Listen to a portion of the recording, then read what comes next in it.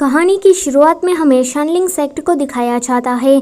शनलिंग sect का leader लिन Feng किसी दूसरे सेक्ट वालों के साथ गेम खेल रहा था और वो इस गेम में जीत जाता है तो दूसरे सेक्ट वाले लोग उसे बदले में 10,000 क्रिस्टल से भरा हुआ एक बॉक्स देते हैं। लिन फेंग कहता है कि अब आप लोग मुझे इतना इंसिस्ट कर रहे हैं तो मैं इसे ले ही लेता हूँ। वैसे आप लोगों ने बुरा नहीं खेला है। इतना कहकर वो उस बॉक्स को लेकर वहाँ से चला जाता है। शनलिंग सेक्ट के एल्डर्स आपस में बातें करते हैं कि जरा देखो इस लड़के को, इसमें जरा सी भी शर्म नहीं है। उन लोगों ने उससे एक बार ही पूछा और उसने एक ही बार में उस बॉक्स को ले लिया।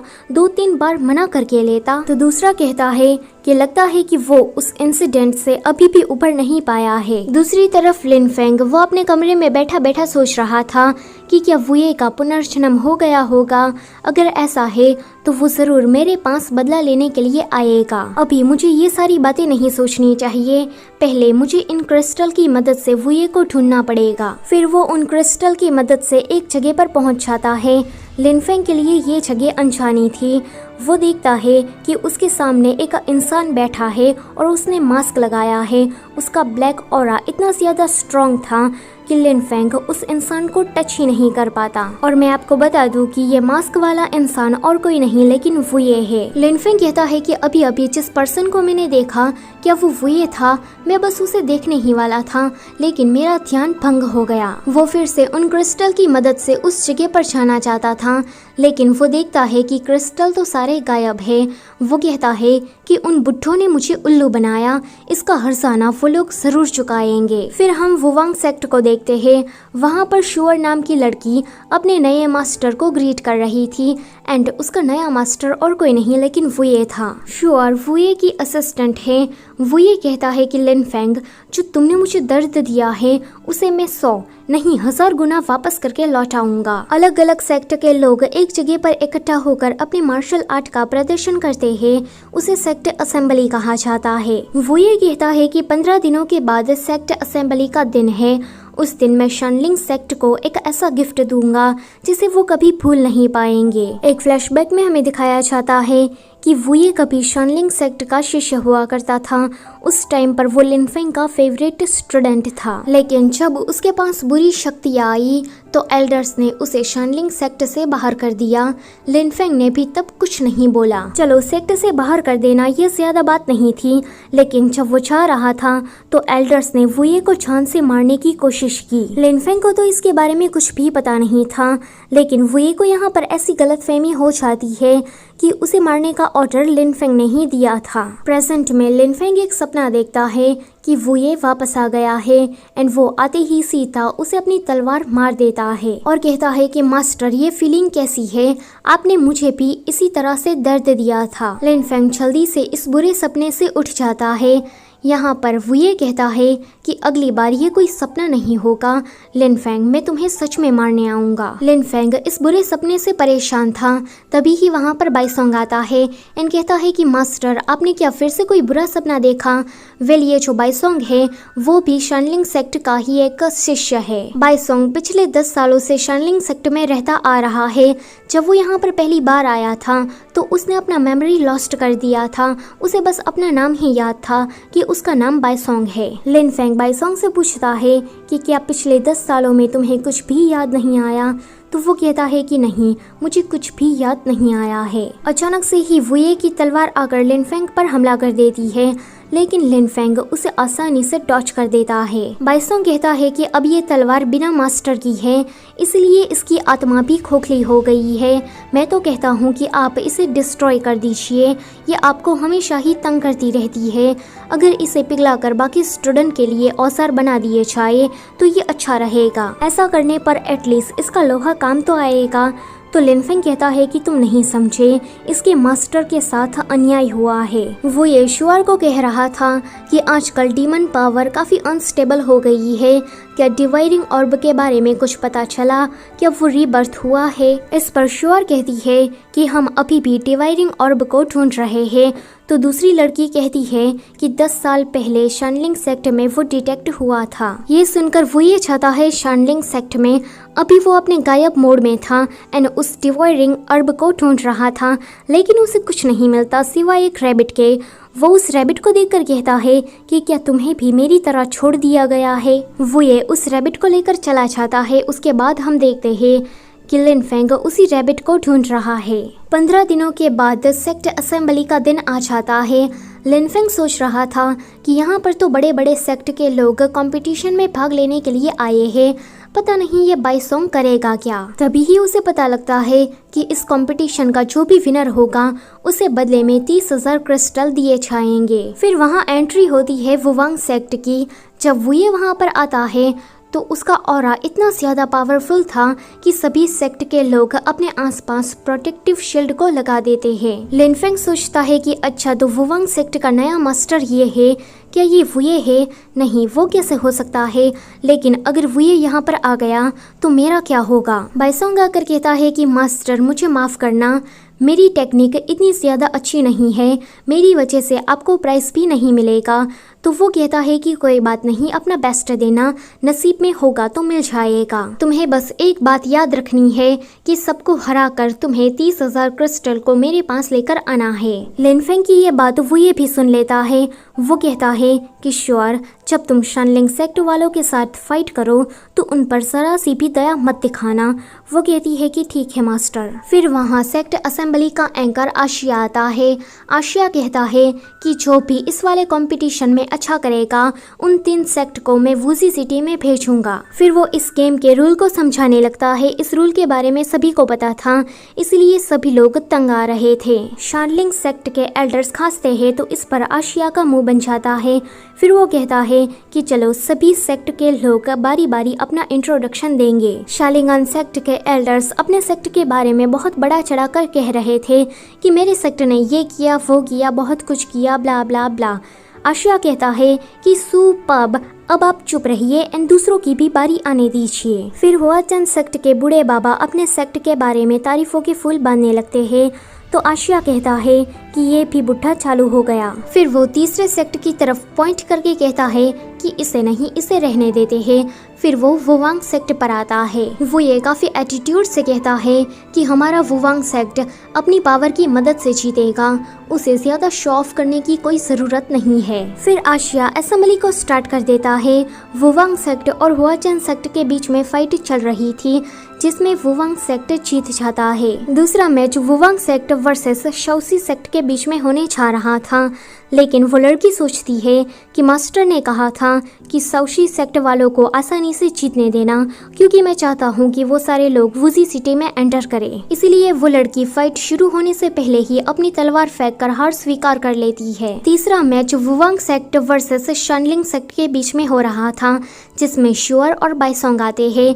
इन दोनों की फाइट इतनी ज्यादा जबरदस्त थी कि वहाँ पर बैठे सभी लोगों को ये फाइट काफी ज्यादा अच्छी लगती है एंड मजा ही आ जाता है। लिन फेंग कहता है कि बाइसोंग अपना अच्छा करो, मुझे वो 30,000 क्रिस्टल चाहिए। लेकिन तभी ही बाइसोंग श्योर से हार जाता है। श्योर उसे जान से मारने के लिए आ रही थी, लेकिन बीच में लिन फेंग आकर उसे बचा लेता है। वो कहता है कि हम सभी लोग यहाँ पर मार्शल आर्ट का कंपटीशन करने के लिए आए हैं, तो हमें यहीं पर ही रुक जाना चाहिए। इस मैच में शानलिंग सेक्ट हार मानता है। सभी लोग बातें करने लगते हैं कि शानलिंग सेक्ट का ये स्टाइल तो नहीं था, फिर मास्टर को हुआ क्या है। लिन फेंग बाइसोंग को लेकर जा रहा था तो वो ये आकर कहता है कि तुम मैदान को छोड़कर ऐसे ही भागना चाहते हो, तुम क्या डरपोक हो? लेकिन मैं तुम्हें बता दूं कि मुझे ऐसी वैसी कोई जीत नहीं चाहिए, मुझे एक फेयर कंपटीशन करना है। शानलिंग सेक्ट के एल्डर्स कहते हैं कि तुम जानते भी हो क्या कि तुम किसके सामने जबान लड़ा रहे हो? तो वो कहता है कि हाँ, मुझे शानलिंग सेक्ट के बारे में पता है, यहाँ पर सभी लोग डरपोक है इसकी तरह। लिन फेंग सोचता है कि वुवांग सेक्ट का ये नया मास्टर कौन है, मुझे तो अभी से ही डरावनी फीलिंग्स आ रही है। लिन फेंग कहता है कि हम झगड़ा वगड़ा छोड़कर शांति से बात करते हैं ना, तो वो ये सोचता है कि ये अभी भी डरपोक ही है। इतना सोचकर वो उस पर हमला कर देता है। लिन फेंग उसके वार को डॉज कर रहा था। आशिया को तो यहाँ पर बहुत ही ज्यादा मजा आ जाता है, वो जोरों शोरों से कमेंट्री करने लगता है। इस फाइट के लास्ट में लिन फेंग वो ये से बस जीतने ही वाला था, लेकिन वुये उस पर पलटवार करता है एंड उसे नीचे गिराने वाला था, लेकिन वुये ही उसे बचा लेता है। आशिया रिजल्ट अनाउंस करने वाला था कि इस मैच का विनर वुये है, लेकिन वुये उसे रोककर कहता है कि इस मैच में लिनफेंग ने तो अपनी पूरी पावर का इस्तेमाल किया ही नहीं, इसलिए मैं इसे अपनी जीत नहीं मानता। ये सुनकर तो सभी लोग वुये से काफी ज्यादा इम्प्रेस हो जाते हैं कि वुवांग सेक्ट का जो नया लीडर है वो तो बहुत ही ज्यादा इम्प्रेसिव है। फिर सेक्ट असेंबली खत्म हो जाती है। आज का जो विनर था वो था वुवांग सेक्ट, तो उसे 30,000 क्रिस्टल मिल जाते हैं। फिर आशिया वुजी सिटी का पोर्टल ओपन करता है। यहाँ पर सिर्फ 3 सेक्ट के लोग ही जा सकते हैं, जो कि था वुवांग सेक्ट, शनलिंग सेक्ट और शौसी सेक्ट। लिनफेंग बाइसोंग के पास जाकर कहता है कि तुम वुजी सिटी में मत जाओ, वो सिटी काफी ज्यादा खतरनाक है, वहाँ पर हमारी स्पिरिचुअल पावर काम नहीं करती, तो तुम यहीं पर ही रुको। वो कहता है कि मास्टर आपको मेरी फिक्र हो रही है, तो वो कहता है कि ऐसी कोई बात नहीं है, जैसा मैं कहता हूँ वैसा करो। आशिया कहता है कि ये पोर्टल तुम्हें वुजी सिटी तक ले जाएगा, जैसा वुजी सिटी का नाम है वो सिटी भी बिल्कुल वैसा ही है, तुम्हें पता भी नहीं चलेगा कि तुम्हारे साथ हो क्या रहा है। खतरा तुम्हारे सर पर मंडराएगा और वुजी सिटी में एंटर होते ही तुम्हारी स्पिरिचुअल पावर तुमसे छीन ली जाएगी। 7 दिनों के बाद ये पोर्टल फिर से ओपन होगा एंड तुम इसके जरिए वापस से यहाँ आ सकते हो। इतना कहकर आशिया उस पोर्टल को बंद कर देता है एंड ये सभी लोग वुजी सिटी में पहुँच जाते हैं। ये सभी लोग वुजी सिटी में पहुँच जाते हैं। लिनफेंग देखता है कि बाइसोंग उसका पीछा करते करते वुजी सिटी तक आ गया है, लेकिन वो उसे ज्यादा कुछ नहीं कहता। आशिया खाली बॉक्स को बेच रहा था। लिनफेंग और बाइसोंग उसके पास आकर कहते हैं कि तुम तो आशिया हो ना, तो आशिया कहता है कि डायरेक्टर के पास क्रू की कमी थी, तुम ऐसा समझो कि तुमने कुछ नहीं देखा। फिर आशिया अपना काम करने लगता है बॉक्स को बेचने का। तभी ही वहाँ पर वुये आता है एंड वो जैसे ही उस बॉक्स को टच करने के लिए जाता है तो लिनफेंग उसे कहता है कि ज़रा ध्यान से, मुझे ये बंदा कुछ सस्पिशियस नज़र आ रहा है, तुम ना इसकी चीज़ों को मत खरीदना। वो ये कहता है कि तुम ना अपने काम से काम रखो, मेरे मामलों में टांग मत अड़ाओ। इतना कहकर वो वहाँ से जाने लगता है। बाइसोंग कहता है कि मास्टर आप उसका पीछा क्यों करना चाहते हो? तो लिनफेंग कहता है कि उसका ऑरा देखो, वो बिल्कुल बिग बॉस की तरह लगता है, अगर हमने उसका पीछा किया तो हमें ज़रूर खाने में मीट मिलेगा। जैसे ही बाइसोंग का ध्यान दूसरी तरफ जाता है तो इतने में ही लिनफेंग वुये के पीछे चला जाता है। वो उसके पास जाकर कहता है कि देखो ना, यहाँ पर कितना खतरा है, तो हमें साथ में ट्रैवल करना चाहिए। वुये कहता है कि इसकी कोई ज़रूरत नहीं है। तो वो कहता है कि देखो, मेरा EQ हाई है, IQ हाई है, मैं हाईली एजुकेटेड हूँ, तीनों ही चीज़ें मेरे अंदर हाई है, तो तुम्हें नहीं लगता कि तुम्हें मुझे अपने साथ लेकर जाना चाहिए? देखो, मैं तुम्हारे काम आऊँगा। तो वो ये कहता है कि कुछ लोग ऑर्डिनरी होते हैं, लेकिन फिर भी इतना कॉन्फिडेंस उसमें आ कहाँ से जाता है। लिनफेंग कहता है कि पता नहीं इसका मास्टर कौन है, ये लड़का बहुत ही ज्यादा डिसरिस्पेक्टफुल है। वैसे ये बाइसोंग कहाँ मर गया? लगता है कि कहीं पर जाकर प्रैक्टिस कर रहा होगा। वो ये जब रास्ते से जा रहा था तो उसे वुजी की के थोड़े संकेत मिलते हैं। उन लोगों को यहाँ पर वुजी सिटी में वुजी की को ही लाने के लिए भेजा गया था। अब वो ये उस जगह पर जाता है, वहाँ पर गैम्बलिंग चल रही थी एंड वहाँ के जो लोग थे वो चीटिंग करके लोगों के पैसे हाँट रहे थे। वो ये जैसे ही गेम खेलने के लिए चाहता है तो बीच में लिनफेंग आकर कहता है कि मैं खेलता हूँ। लिनफेंग बार बार जीत रहा था तो ऑनर से ये देखा नहीं चाहता एंड वो गुस्सा हो जाता है। वो लिनफेंग से कहता है कि तुम तो चीटिंग कर रहे हो। वो अपने कुछ बंदों को कहता है कि इसे पकड़ लो। लिनफेंग कहता है कि तुम लोग क्या मेरे बिग बॉस को जानते हो? वो वुये की तरफ पॉइंट करके कहता है कि ये है मेरे बिग बॉस। वो तो यहाँ पर वुये को ही फंसा देता है। वहाँ के लोग लिनफेंग को मारने के लिए आ रहे थे तो लिनफेंग वुये के पीछे जाकर छुप जाता है एंड यहाँ पर तो वुये भी उसे प्रोटेक्ट कर रहा था। जैसे ही वो लोग वुये पर हमला करने के लिए आते हैं तो लिनफेंग वुये का हाथ पकड़कर वहाँ से भागता है। वुये को ये मोमेंट काफी ज्यादा अच्छा लग रहा था। अगले सीन में वो दोनों किसी इन में रुके हुए थे। लिनफेंग कहता है कि मैं तुम्हें बचाने के लिए तुम्हारे आगे आया, लेकिन जरा तुम्हें तो देखो, तुम मुझे ठीक तरह से दवा नहीं लगा दे रहे। वो ये कहता है कि अगर तुम मेरे सामने नहीं आते तो मैं उन लोगों को मार देता, ऊपर से तुम कितने अनोइंग हो। वेल, वो ये बातें कर रहा था लेकिन साथ ही साथ में उसकी केयर भी कर रहा था। लिनफेंग सोचता है कि यही सही मौका है, मैं वुये का मास्क निकाल कर चेक कर लेता हूँ कि यही वुये है कि नहीं। लेकिन जैसे ही वो वुये को टच करने के लिए चाहता है तो वो ये उसे घूर कर देखता है तो वो कहता है कि कुछ नहीं, मैं तो बस तुम्हारे बाल ठीक कर रहा था। तभी ही वहाँ पर बाइसोंग आता है।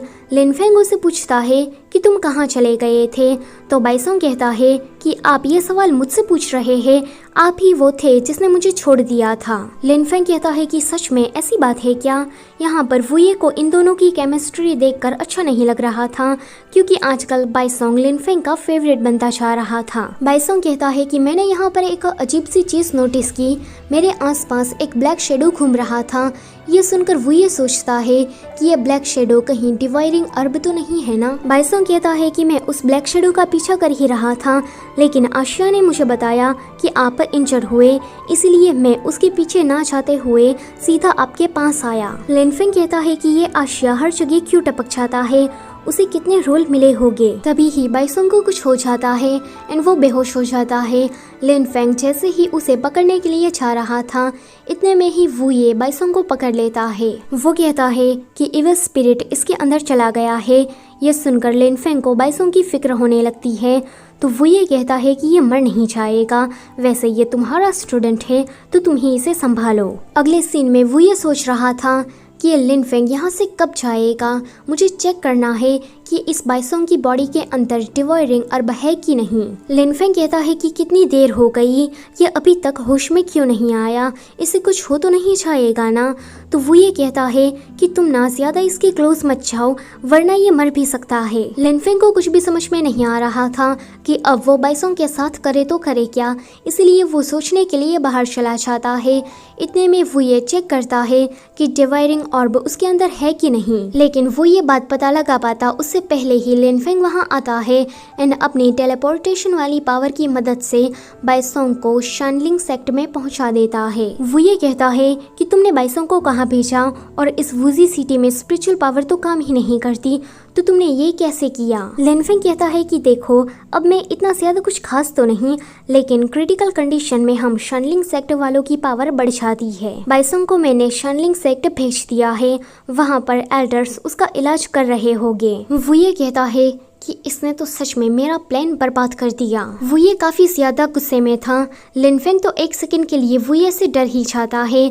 अगले सीन में वो अपने कमरे में था एंड सोच रहा था कि वो जो इंसान है क्या वही वो ये है। आज रात तो मैं इस बात को चेक करके ही रहूंगा। अगले सीन में लिनफेंग अपना बोड़िया बिस्तर लेकर वुये के पास आता है। लिनफेंग कहता है कि यहाँ पर सेकंड पर खतरा है, तो मैं तुम्हारे पास आया हूँ क्योंकि तुम डर ना जाओ। तो वो ये कहता है कि मुझे डर नहीं लगता, तुम यहाँ से निकलो। लिनफेंग एकदम भोलू सा मुंह बनाकर कहता है कि तुम्हें डर नहीं लगता, लेकिन मुझे तो काफी ज्यादा डर लगता है कि कहीं इविल स्पिरिट आकर मुझे पजेस ना कर ले। तुम्हें पता है कि मुझे अकेले रहने में कितना ज्यादा डर लगता है। वो ये उसकी ऐसी इमोशनल बातें सुनकर सच में पिघल जाता है एंड उसको यहाँ पर नाइट स्पेंड करने के लिए देता है। फिर हम डीमन गर्ल को देखते हैं। वो बिल्कुल चुड़ैल की तरह जादू टोना कर रही थी। लिनफेंग सो रहा था एंड वो इस डीमन गर्ल के हिप्नोसिस के घेरे में आ जाता है। वो ये देखता है कि ये लिनफेंग कहीं जा रहा है। यहाँ लिनफेंग को वो ये दिखाई दे रहा था एंड वो ये उसे अपने पास बुला रहा था, लेकिन तभी ही असली वाला वो ये आकर लिनफेंग को रोकने की ट्राई कर रहा था एंड ऐसे में ही डीमन गर्ल उन दोनों को ही पकड़ लेती है। अगले सीन में लिनफेंग की जब आंखें खुलती है तो वो किसी पिंजरे में बंद था एंड उसके सामने वुये था। वुये को बेहोश देखकर लिनफेंग सोचता है कि यही सही मौका है, मैं उसका मास्क निकाल कर चेक कर लेता हूँ कि ये वुये है कि नहीं। लेकिन जब वो ऐसा करने जा रहा था तो वो ये उठ जाता है एंड इन दोनों के बीच में फाइट शुरू हो जाती है।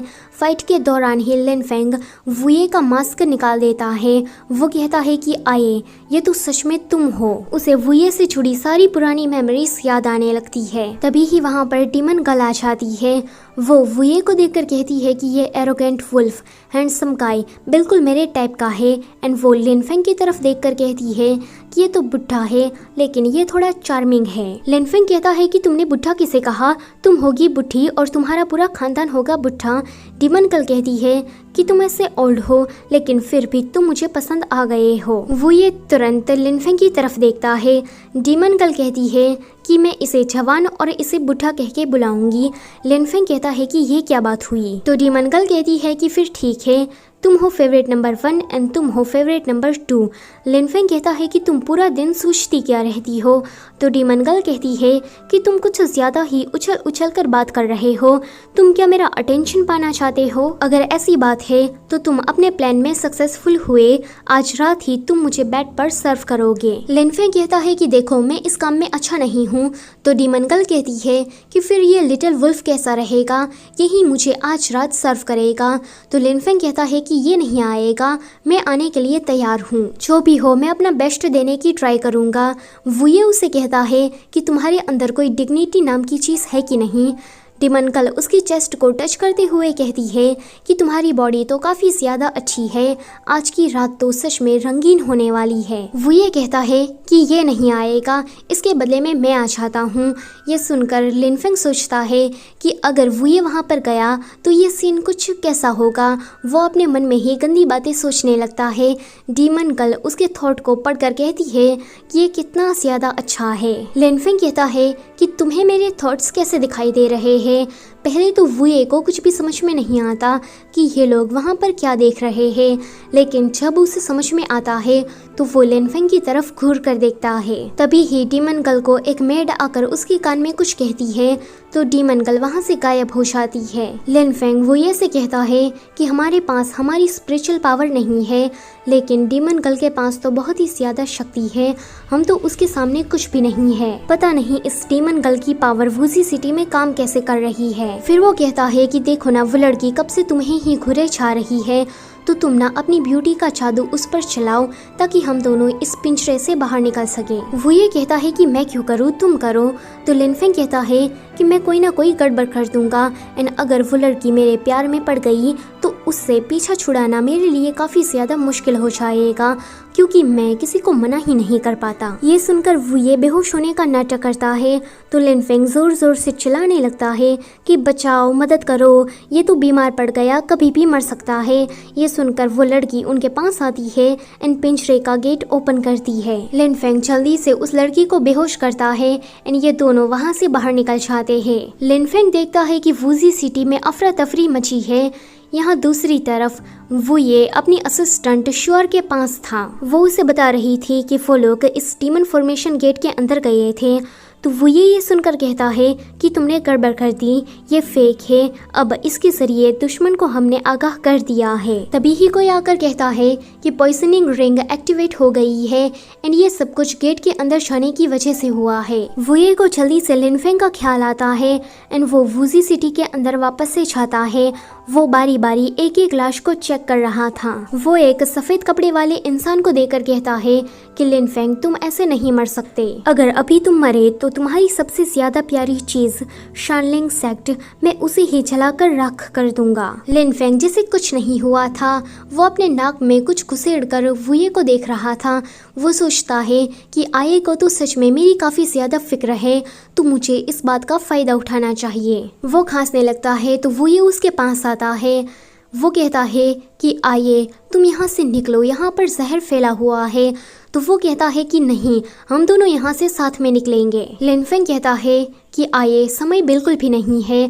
तभी ही कोई कहता है कि मास्टर तो खाना लेने के लिए गए थे, उसे इतना टाइम क्यों लग रहा है। ये सुनकर वो ये कहता है कि तुमने फिर से झूठ बोला। लिनफेंग कहता है कि मुझ पर जहर का असर हो ही गया था, लेकिन मैंने जब तुम्हें टच किया तो मैं बिल्कुल ठीक हो गया। वो ये कहता है कि अब चलो यहाँ से, हमें उस पॉइजनिंग रिंग को ढूंढना होगा। वो जा रहा था तो लिनफेंग उसे रोककर कहता है कि आइए रुको, मुझे पता है कि तुम मुझसे कुछ बात छुपा रहे हो, तो जल्दी से बताओ। तो वो ये कहता है कि तुम्हें ये बात जानने की कोई जरूरत नहीं है। लिनफेंग सोचता है कि आइए, जितना मैं तुम्हें जानता हूँ उतना तो तुम्हें कोई भी नहीं जानता होगा। पॉइजनिंग रिंग एक्टिवेट हो गई थी, इसलिए ये सभी लोग इमरजेंसी मीटिंग रखते हैं। यहाँ पर लिनफेंग कहता है कि आए, तुमने तो अपने करियर में काफ़ी कुछ अच्छा कर लिया है, अब तो तुम वुवांग सेक्ट के लीडर बन गए हो। ये सुनकर सभी लोग एक कोल्ड रिएक्शन देते हैं। तभी ही वहाँ पर एक पोर्टल ओपन होता है। ये वाला पोर्टल इमरजेंसी पोर्टल है, वो 7 दिनों के बाद जो खुलने वाला था, ये वो नहीं है। सभी लोग यहाँ से जाने वाले थे, लेकिन लिनफेंग समझ जाता है कि वो ये यहाँ से नहीं जाने वाला, इसलिए वो भी नहीं चाहता। सभी लोगों के जाने के बाद लिनफेंग उसे पूछता है कि आए, तुम क्यों नहीं गए? तो वो ये कहता है कि मुझे यहाँ पर कुछ काम है। वो दोनों इस टॉपिक को लेकर बहस कर ही रहे थे कि वहाँ पर डीमन गर्ल आती है। वो कहती है कि तुम हैंडसम लोग तो धोखेबाज निकले, अब बताओ कि पहले कौन मरना चाहता है। लिनफेंग कहता है कि तुम अकेली। इतना कहकर वो वुये के पीछे छुप जाता है। वुये उसे जब मारने के लिए जा रहा था तो लिनफेंग कहता है कि रुको, हमें शांति से बात करनी चाहिए। फिर वो वुये को इशारे से कहता है कि पहले मैं जा रहा हूँ।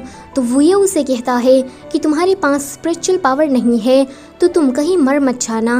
वो कहता है कि तुम चिंता मत करो, अभी तुम्हें मेरी कैपेबिलिटी के बारे में कुछ भी पता नहीं है। तो वो ये कहता है कि कमीना, फिर तू इसके साथ चला क्यों नहीं जाता? लिनफेंग कहता है कि मैं जा रहा हूँ, लेकिन मैं तुम्हें प्रोटेक्ट करना चाहता हूँ, इसलिए जा रहा हूँ। डीमन गर्ल कहती है कि कितना शोर शराबा है। लिनफेंग कहता है कि अब तुम ये मत कहना कि तुम मेरे थॉट को भी सुन पा रही हो। वो कहती है कि अब तुम दोनों ही मरोगे। वो उन पर हमला कर देती है, तो वो ये उसके हमले को डॉज कर देता है एंड कहता है कि मेरे पास बात करने का टाइम तो बिल्कुल भी नहीं है, क्योंकि मैं काफ़ी जल्दी में हूँ। फिर तो वो ये और डीमन गर्ल दोनों के बीच में फाइट शुरू हो जाती है। इस फाइट के दौरान लिनफेंग को लगने वाली थी, लेकिन वो ये सही टाइम पर लिनफेंग के आजू बाजू सेफ्टी बैरियर क्रिएट कर देता है। इतना ही नहीं, वो तो डीमन गर्ल को भी पकड़ लेता है, लेकिन ये डीमन गर्ल बहुत ही ज्यादा चालाक थी। वो उसे अपनी आंखों से हिप्नोटाइज कर देती है। अब वो ये एक हेल्यूसिनेशन में चला जाता है, जहाँ पर वो ये लिनफेंग को मारने की कोशिश कर रहा था, लेकिन लिनफेंग उसे समझाता है कि तुम शनलिंग सेक्ट के एक स्टूडेंट हो, तुम क्या उनके लोगों को मारकर एक विद्रोही बनना चाहते हो? तुम शांति से मेरे पास भी आ सकते हो। ये सुनकर वो ये पीछे हट जाता है। लिनफेंग कहता है कि अब अपनी तलवार को गले पर रखो। वो ये बिल्कुल वैसा ही करता है। लिनफेंग उसे अपने आप को ही मारने का ऑर्डर देता है, तो वो ये ऐसा करने वाला था, लेकिन प्रेजेंट में लिनफेंग अपने इस बैरियर को तोड़ देता है, जिस वजह से वो ये जिस हेल्यूसिनेशन में था वहाँ से वो बाहर आ जाता है एंड आते ही सीधा डीमन गर्ल को पकड़ लेता है। डीमन गर्ल अचानक से ही एक चाबी में बदल जाती है, तो लिनफेंग कहता है कि अच्छा, तो यही आखिरी वुजी की थी। हाँ, शायद इसीलिए इसके पास स्पिरिचुअल पावर होगी। तभी ही वहाँ पर जमीन हिलने डुलने लगती है एंड सब कुछ टूट फूट रहा था। तो वो ये सोचता है कि मेरे डीमन क्लैन ने काम शुरू कर दिया होगा, शुअर ने भी डीमन सील को तोड़ दिया होगा। अगले सीन में वो दोनों किसी अलग जगह पर थे। ये जगह वुजी सिटी और रियल वर्ल्ड के बीच में आई थी। लिनफेंग कहता है कि मैंने यहाँ पर सब कुछ देखा, फॉल देखी, स्प्रिंग देखा, धूप देखा, बारिश देखी, लेकिन कभी स्नो गिरते हुए नहीं देखी। वो ये कहता है कि मास्टर, ये स्नो क्या होता है? तो वो कहता है कि ओह, मेरे आये ने कभी स्नोफॉल नहीं देखा, लेकिन मैं तुम्हें बताता हूँ कि स्नो कैसी होती है। Snow soft, Flutter and white होती है। जब स्नो गिरती है तो पूरा आसमान सफेद हो जाता है। अगर मुझे कभी मौका मिला तो मैं तुम्हें अपने होम टाउन ले जाना चाहता हूँ। वहाँ पर साल में एक बार स्नो गिरती है। हम दोनों वहाँ पर स्नोमैन बनाएंगे, स्नो से खेलेंगे और एक दूसरे के ऊपर बर्फ फेंकेंगे। ये सुनकर वो ये हंसने लगता है, लेकिन उसकी हंसी एक ही सेकंड में गायब हो जाती है। वो सोचता है कि मैंने डीमन को आज़ाद कर दिया है एंड अब वो जल्दी ही सब कुछ डिस्ट्रॉय कर देगा। मैं डर रहा हूँ कि मैं शायद स्नो को नहीं देख पाऊंगा। एक फ्लैशबैक में हमें दिखाया जाता है कि बाइसोंग 500 साल पुराना डिवाइडिंग अर्ब का ट्रांसफॉर्मेशन है, यानी कि हम ये कह सकते हैं कि बाइसोंग डीमन है जिसको वुये ने आजाद किया है। लिनफेंग जब वापस आता है तो उसे पता लगता है कि डीमन क्लैन ने सभी सेक्ट पर हमला कर दिया है। दूसरी तरफ बाइसोंग शनलिंग सेक्ट के लोगों को बारी बारी मार रहा था। वुये भी वुवांग सेक्ट में वापस आ गया था। वो कहता है कि यहाँ के हालात कैसे हैं, तो एक लड़की कहती है कि मैंने हुआचन सेक्ट और यूमी सेक्ट को खत्म कर दिया है और शुअर ने 5 बड़े बड़े क्लैन को खत्म किया है। सभी इमोर्टल सेक्ट बारी बारी खत्म हो रहे हैं, लेकिन शनलिंग सेक्ट हम लोग वहाँ पर नहीं गए हैं। वो ये कहता है कि कोई बात नहीं, मैं वहाँ पर पर्सनली जाऊंगा। लिन फेंग जब शनलिंग सेक्ट आता है तो सब कुछ खत्म हो गया था। उसे बाईसोंग कुछ इस हालत में मिलता है। बाईसोंग उसे कहता है कि मास्टर वुये ने यहाँ पर आकर सबको खत्म कर दिया, उसने हमारे मास्टर एल्डर्स को भी नहीं छोड़ा। ये सुनकर लिन फेंग को एक बहुत बड़ा झटका लगता है। बाईसोंग कहता है कि सिर्फ हमारा ही क्लैन नहीं, बाकी क्लैन में भी तबाही मची हुई है और मुझे ये भी पता लगा है कि बड़े बड़े क्लैन के लीडर भी मारे गए हैं। लिन फेंग खुद को थोड़ा संभाल कर बाईसोंग को हेल करता है और वहाँ से चला जाता है। उसके जाने के बाद हम देखते हैं कि बाईसोंग एक स्कैरी लुक देता है। लिन फेंग जब मैंशन के अंदर जाता है तो उसके कदम कदम पर शनलिंग सेक्ट के लोगों की लाश बिखरी हुई थी। उसे ये देखकर सहा नहीं जाता एंड वो अपनी स्पिरिचुअल पावर की मदद से सभी लोगों को ठीक करने लगता है। इस काम में वो अपनी सारी पावर को यूज कर लेता है एंड पावर खत्म हो जाने के बाद वो एक अलग इंसान में बदल गया था। बैकग्राउंड में हमें बताया जाता है कि लिन फेंग का ये ट्रू फॉर्म है। अब उसके अंदर कोई भी इमोशन नहीं बचे हैं। दूसरी तरफ वो ये उस रैबिट को देख रहा था, तभी ही उसके पास एक बॉक्स जैसा कुछ आता है।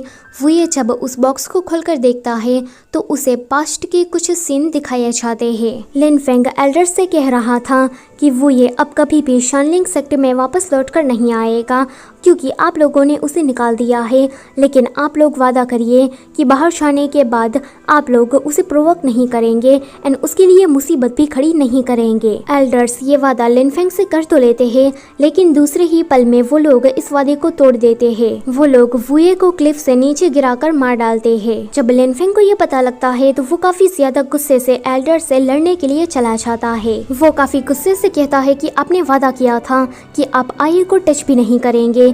तब एल्डर्स ने उसे कहा कि ये आगे चलकर दुनिया में डीमंस को लाने वाला है, ये जानते हुए भी क्या मैं इसे जिंदा छोड़ दूं? दूसरे सीन में लिन फेंग सोच रहा था कि काश मैं आये के साथ स्नोफॉल देख पाता, क्योंकि अब तो आये एक इमोर्टल नहीं है और एक डीमन भी नहीं है, तो मैं उसके साथ रह सकता हूँ। ये सब कुछ जानकर वुये को काफी बुरा लगता है कि उसने लिन फेंग को शुरुआत से ही गलत समझा और इसी गलत फहमी के चक्कर में उसने डीमन को आजाद करके सब कुछ खत्म कर दिया। अगले सीन में वुये शनलिंग सेक्ट में वापस आता है। उसने अभी शनलिंग सेक्ट के स्टूडेंट की यूनिफॉर्म पहनी थी। वो यहाँ पर इमोर्टल और डीमंस के बीच में सुलह कराने के लिए आया था। वो जाते ही सीधा अपनी तलवार को पकड़ता है, लेकिन तभी ही लिन फेंग आकर उस पर हमला कर देता है। लिन फेंग इस बार वुये को आये कह के नहीं, लेकिन वुये कह के बुलाता है। उसका चेहरा बिल्कुल इमोशनलेस था। वो ये कहता है कि मास्टर, आपने मेरे साथ ऐसा क्यों किया? अचानक से ही वहाँ पर स्नोफॉल होने लगता है। तो वो ये कहता है कि जैसा कि मास्टर ने डिस्क्राइब किया था, ये उतनी ही ज्यादा वाइट, सॉफ्ट एंड ब्यूटीफुल है। तो ये है हमारा आखिरी फेयरवेल। इतना कह के उसकी मौत हो जाती है। वो ये मरने के टाइम पर सोच रहा था कि मास्टर, आखिर में मैंने आपके साथ स्नोफॉल देख ही लिया। इसी के साथ ये ड्रामा यहीं पर ही खत्म होता है। बाईसोंग अभी खुला घूम रहा है एंड ड्रामा के मेन कैरेक्टर की ही मौत हो गई, तो ये कहानी का एंड बिल्कुल भी नहीं है। इसका अगला सीजन नेक्स्ट ईयर रिलीज होगा। रिलीज होते ही मैं उसे एक्सप्लेन कर दूंगी। वैसे काफी लोगों ने मुझसे पूछा था कि ये बीएल ड्रामा है, तो ये चाइनीज बीएल है। इसमें कोरियन बीएल और थाई बीएल जैसी वाइब नहीं आती। चाइनीज बीएल में नो किस नो हग, ओनली फ्रेंडशिप और अफेक्शन यही हमें दिखाया जाता है, जैसा कि हमने अनटेम और वर्ड ऑफ ऑनर में देखा था। तो ये ड्रामा भी कुछ ऐसा ही है। सो वीडियो होती है यहीं पर ही खत्म। जाने से पहले लाइक, शेयर और चैनल को सब्सक्राइब करना मत भूलना। Thank you for watching.